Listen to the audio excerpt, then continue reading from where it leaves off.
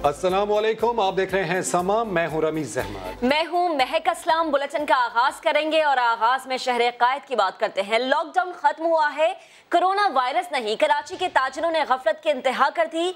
SOPs पर अमल क्यों नहीं किया? इंतजामिया का बड़ा एक्शन। शहर की 5 मार्केट्स सील कर दी। जिन मार्केट्स को सील किया गया है उनमें Zainab market, Victoria market, international market, गुल प्लाजा और अरहम शॉपिंग सेंटर शामिल है। मजीद जान लेते हैं शाहनवाज अली कादरी की रिपोर्ट में। पंजाब में भी हुकूमती अहकामात की खिलाफ वर्जी। वज़ीर आला उस्मान बुज़दार ने हुकाम के साथ सर जोड़ लिए। इजलास में मार्केट्स की सूरत हाल पर शदीद तहफ़्फ़ुज़ात का इजहार किया। मजीद बात करेंगे, अपने नुमाइंदे मोहम्मद अली जड़ ने हमें ज्वाइन किया। अली बताएगा इजलास में हुआ क्या?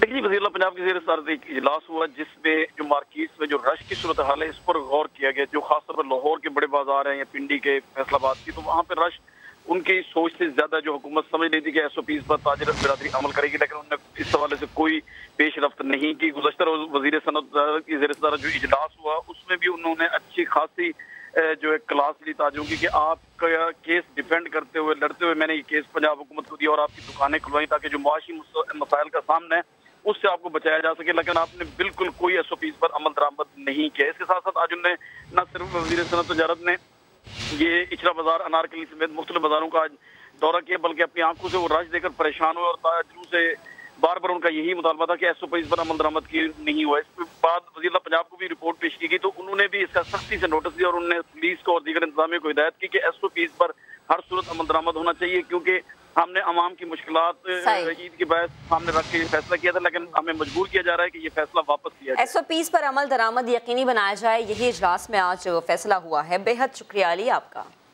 और यहाँ आपको बड़ी खबर दें कि सिंध हाई कोर्ट ने तमाम सरकारी और प्राइवेट अस्पतालों को फौरी तौर पर इमरजेंसी वार्ड्स और OPDs खोलने का हुक्म दे दिया। इरफानुल हक रिपोर्ट करेंगे। अब आपको बताएं, वजीर आजम के मुआविन खुसूसी बराए एहतसाब शहजाद अकबर ने कहा है कि शरीफ खानदान के मुलाजमीन के नामों पर कंपनियां और अकाउंट्स बनाए गए जिसमें अरबों रुपए की ट्रांजैक्शंस के सबूत मिले हैं। ये भी कहा कि मैं ना मानूं कि जितनी रट लगा लें, जो शवाहिद शहबाज शरीफ के खिलाफ मिले हैं उनका बचना मुमकिन नहीं। शहजाद अकबर इस्लामाबाद में प्रेस कॉन्फ्रेंस कर रहे थे। गिरफ्तारी तो एक नैब की स्वाबदीद है, वो कब गिरफ्तारी करते हैं इसका फैसला उन्होंने करना है। इस केस में शहबाज शरीफ साहब अदालत से रिलीफ लेके बाहर गए हुए थे, 8 माह बाद 6 माह बाद वापस आए हैं। मैं ये समझता हूँ कि अगर उनको गिरफ्तारी नहीं करनी तो कम से कम ECL पे तो नाम डाल दें। ये तो जैसे ही गर्म हवा चलनी शुरू होती है तो लंदन भाग जाते हैं और गर्मियाँ आने वाली हैं, आपको पता है। और मैं भी ये समझता हूँ कि जब इनको ये इस चोरी का पता चला है कि भाई निसार ट्रेडिंग भी पकड़ी गई है, इस चीज़ के बड़े इम्कानात हैं कि वो फिर उनको कमर का दर्द निकल आए तो वो लंदन चले जाएँ। मानना पड़ेगा कि हमारी हिस्ट्री में आज से पहले किसी हुकूमत ने इस किस्म की खुद एहतसाबी नहीं की। इंडिपेंडेंट कमीशंस बनाए और उनकी रिपोर्ट्स को पब्लिक भी कर रहे हैं और उसके ऊपर बाकायदा एक्शंस भी ले रहे हैं।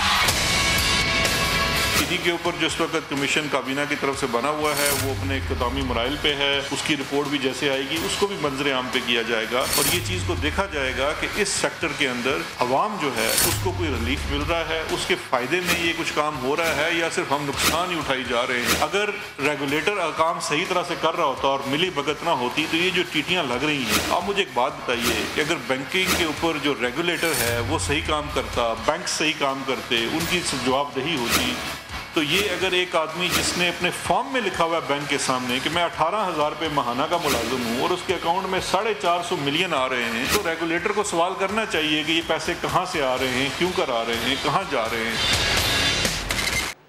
शहबाज शरीफ कहते हैं नून लीग पर इल्जाम लगाकर हुकूमत अपनी करप्शन छुपाने की नाकाम कोशिश कर रही है। मरियम औरंगजेब बोली शहजाद अकबर शरीफ बरादरान की दुश्मनी में मुल्क को बदनाम ना करें। BRT मंसूबे के फंड्स जाती इस्तेमाल में लाने का इल्जाम भी दोहरा दिया। इस्लामाबाद से उस्मान खान की रिपोर्ट। वज़ीर आज़म इमरान खान परवेज़ मुशर्रफ के नक्शे कदम पर चल रहे हैं। हुकूमत कोरोना के बजाय अपोजिशन से लड़ रही है। साबिक सदर आसिफ अली जरदारी की हुकूमत पर वार। कहते हैं पीपल्स पार्टी ने सूबों को इख्तियारात देकर वफाक को मजबूत किया, लेकिन मौजूदा हुकूमत सूबाई हुकूक वापस लेना चाहती है। पीपल्स पार्टी पंजाब के सदर कमर जमान कायरा से टेलीफोनिक गुफ्तगू में आसिफ अली जरदारी ने कोरोना वायरस के मामले पर हुकूमती फैसलों पर तहफ़्फ़ुज़ात का इजहार किया। उनका कहना था कि 2008 में पीपल्स पार्टी की हुकूमत दहशतगर्दी के शिकार मुल्क में अमन लेकर आई, इत्तफाक राय से स्वात ऑपरेशन किया और सूबों को हुकूक दिए। आगाज़ हुकूक बलोचिस्तान पैकेज देकर बलोचों को साथ जोड़ा। खैबर पख्तूनख्वा को नाम और गिलगित बल्तिस्तान को सूबे का दर्जा दिया। उन्होंने कहा कि मौजूदा हुक्मरान सूबों के आईनी और मालियाती इख्तियारात कम करना चाहते हैं। साबिक सदर ने खबरदार किया कि कोरोना के हवाले से आने वाला वक्त ज्यादा मुश्किल है, इसलिए कौमी इत्तफाक राय की ज्यादा जरूरत है। विफाकी वजीर मुराद सईद ने पीपल्स पार्टी की तनकीद का जवाब दे दिया। कहा सिंध का नारा लगाकर सिंध को लूटा जा रहा है। बताया जाए अवाम का पैसा कहां खर्च हुआ। अगर सही मानों में एहतसाब हुआ तो बिलावल भुट्टो को ऑक्सफोर्ड की फीस भी वापस करना पड़ेगी। गुर्बत सिंध के अंदर है। आप इन सवालों के जवाब दें कि हर साल क्यों सैकड़ों बच्चे मौत का शिकार बनते हैं ग़िज़ाई किल्लत की वजह से। आप इस साल को सवाल का जवाब दें कि परसों भी एक नौजवान दादू के अंदर कुत्तों के काटने की वजह से मौत का शिकार बना। जो 62% पैसा सूबों को मिलता है वो सिंध के अवाम के लिए है। अगर सिंध की कौम के ऊपर गैरत करना है तो उनके लिए तरक्की का सफर शुरू करें। 20 साल पुराने केस किसके कहने पर खोले गए। मुस्लिम लीग काफ के सीनियर रहनुमा तारिक बशीर चीमा शिकायत का पलंदा लेकर वजीर आजम के पास पहुंच गए। तहकीकात का मुतालबा भी किया कि चेयरमैन नैब ने खुद केस खोले या किसी के कहने पर ऐसा किया जा रहा है। एक और अहम मामला चीनी बहरान की तहकीकात जारी है। वजीर आला पंजाब उस्मान बुज़दार ने इंक्वायरी कमीशन को अपना बयान रिकॉर्ड करा दिया। उस्मान बुज़दार ने खुफिया तौर पर बयान रिकॉर्ड करवाया। उन्होंने चीनी एक्सपोर्ट करने पर दी गई सब्सिडी पर मौक़िफ़ पेश किया। वाजिद ज़िया की सरबराही में कायम इंक्वायरी कमीशन ने उस्मान बुज़दार से सवालात किए। बल्दिया उज़्मा कराची के अफसरान के कनाडा के दौरे और बैरून मुल्क असासे रखने का मामला। नैब ने KMC के चीफ इंजीनियर और एडिशनल डायरेक्टर के खिलाफ तहकीकात शुरू कर दी।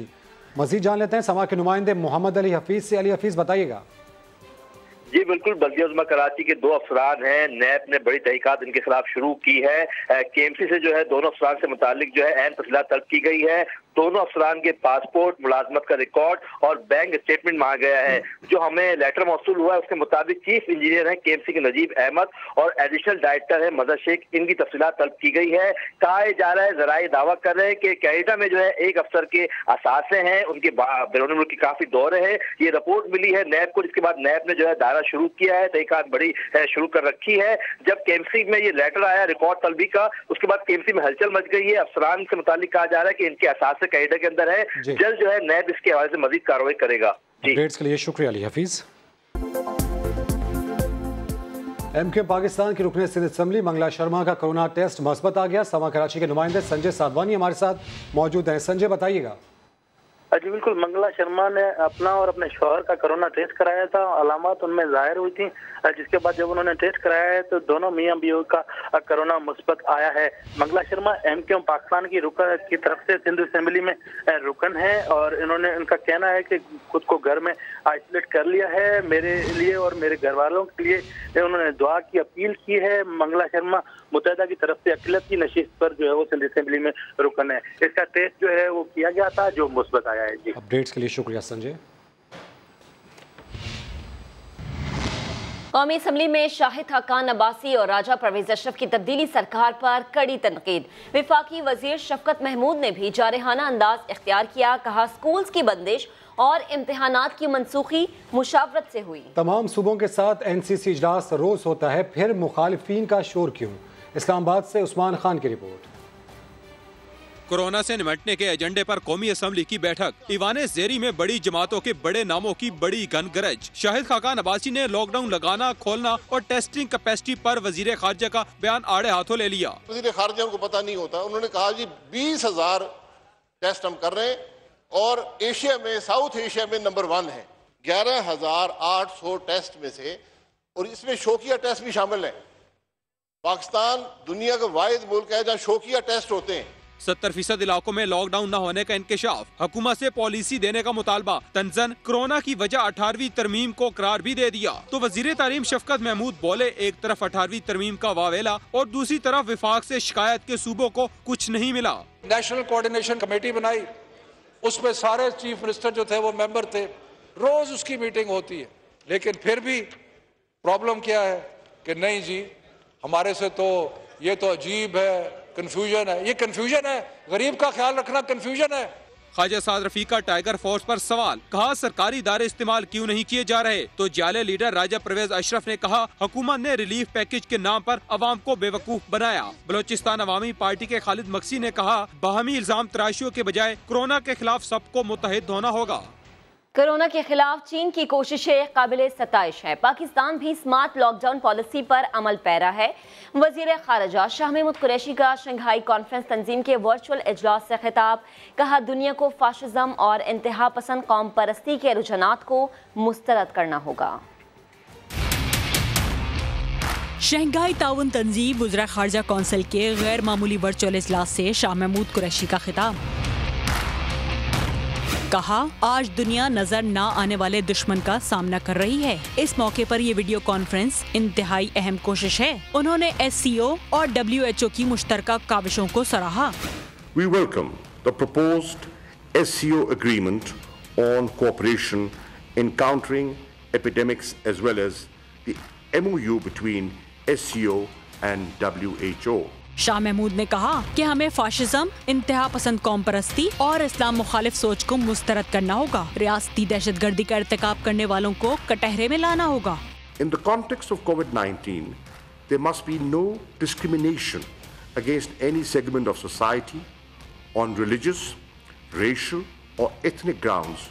वजीर खारजा का कहना था कि कोरोना बहरान से निपटने पर पाकिस्तान चीन को खराज तहसीन पेश करता है। पाकिस्तान ने भी टेस्ट, ट्रेस और करंतना की इस्तेदाद में इजाफा करते हुए स्मार्ट लॉकडाउन को इख्तियार किया है। पंजाब के वजीर आला तो शुगर कमीशन के सामने पेश हो गए, लेकिन वजीर आला सिंध मुराद अली शाह ने शुगर इंक्वायरी कमीशन के सामने पेश होने से इनकार कर दिया है। मजीद बात करेंगे संजय साधवानी से। संजय, क्यों पेश नहीं हो रहे मुराद अली शाह?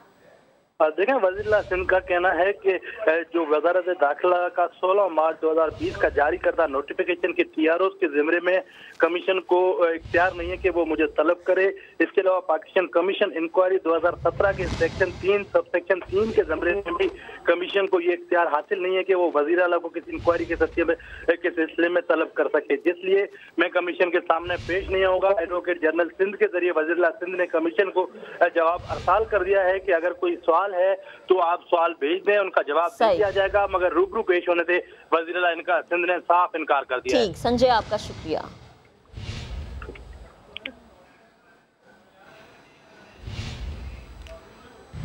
और यहाँ आपको बताएं कि लॉकडाउन के बायस ऑटो सेक्टर की फरोख्त मुकम्मल मुंजमद हो गई। अप्रैल 2020 में मकामी कारसाज कंपनियों की एक भी गाड़ी फरोख्त नहीं हुई। अशरफ खान की रिपोर्ट। ब्रेक के बाद हाजिर होंगे हेडलाइंस के साथ। आप देखते रहिए समा।